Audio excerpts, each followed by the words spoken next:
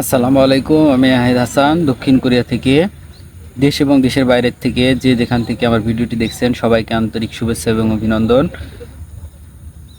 আসলে যে তিনটি সমস্যা থাকলে আপনারা কোনোদিনও দক্ষিণ কোরিয়াতে আসতে পারবেন না, সেই তিনটি সমস্যার কথাই আমি আপনাদেরকে জানাচ্ছি।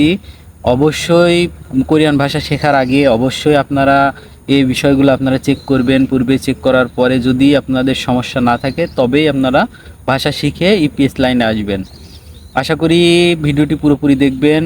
প্রথম বিষয়টি হচ্ছে আপনি প্রথমেই চেক আপ করবেন যে আপনার চোখে কোনো সমস্যা আছে কিনা, যে আপনি বর্ণান্ধ কিনা, আপনার যে যে কালার ব্লাইন্ড বলে সেই সমস্যাটা আছে কিনা সেটা চেক করবেন প্রথমত।